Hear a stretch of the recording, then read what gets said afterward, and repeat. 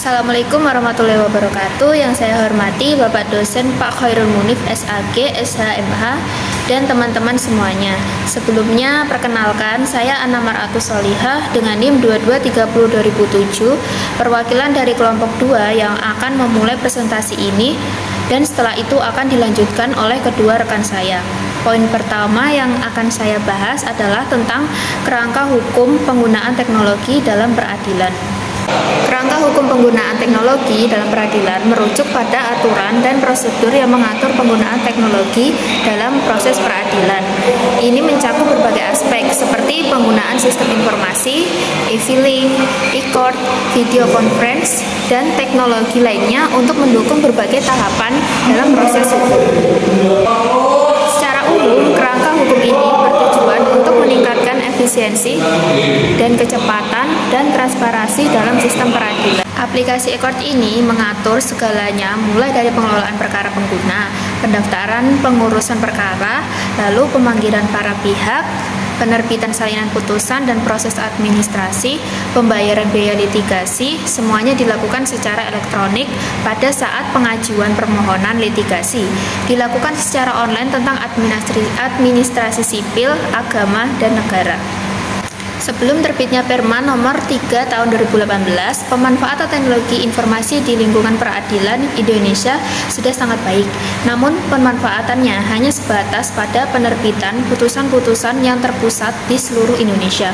Namun dengan adanya Undang-Undang nomor 3 tetap pada tahun 2018, lingkungan peradilan di Indonesia perlu berubah untuk memanfaatkan teknologi informasi dengan lebih baik dan mencapai persidangan yang biayanya itu rendah dan cepat. Dengan diperkenalkannya sistem peradilan elektronik, prinsip peradilan yang cepat, mudah, dan hemat biaya semakin terwujud.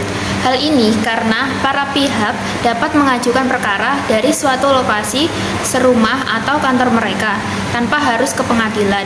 Jadi para pihak itu dapat mendaftarkan, membayarkan biaya, menerima panggilan tanpa harus ke pengadilan. Selama persidangan berlangsung, para pihak berpartisipasi melalui aplikasi e-court tersebut.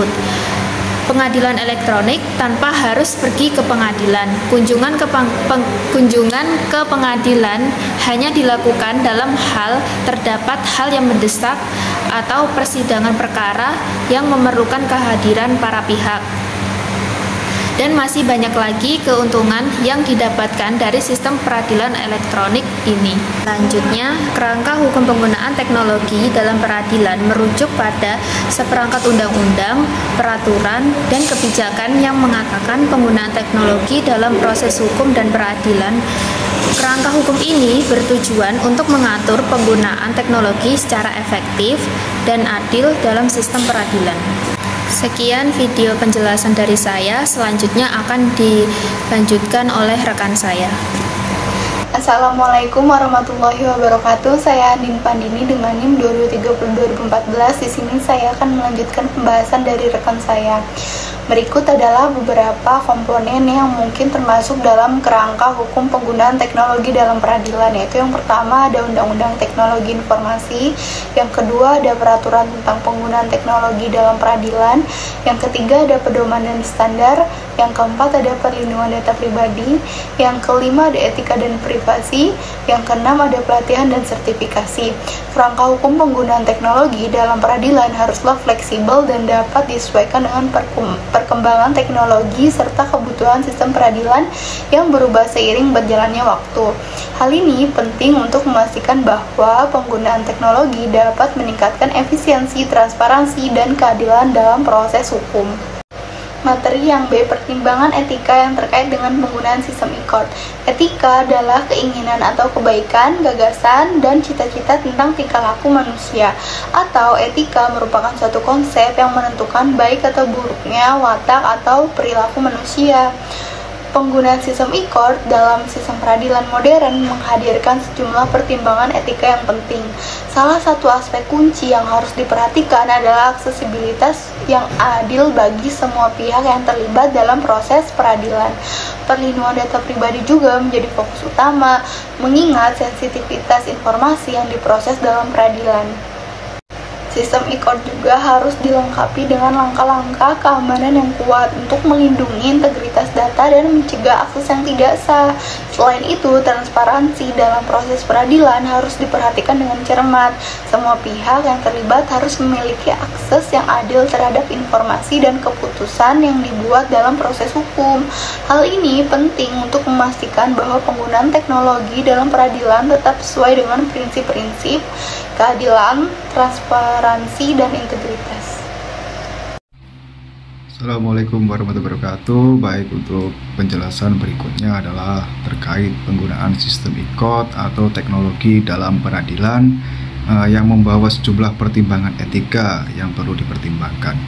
Dan berikut adalah penjelasan beberapa pertimbangan etika yang terkait dengan penggunaan sistem e-court ini. Yang pertama ada aksesibilitas yang adil.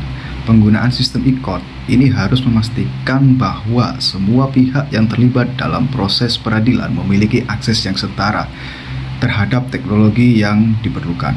Dan yang kedua adalah perlindungan data pribadi. Penting untuk menjaga perlindungan data pribadi dalam penggunaan sistem e-court.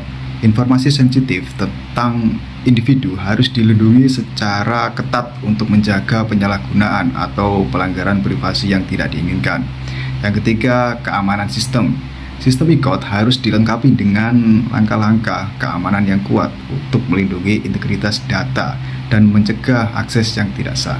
Ini termasuk enkripsi data itu sendiri dan penggunaan sandi yang kuat, dan juga perlindungan terhadap serangan cyber khususnya.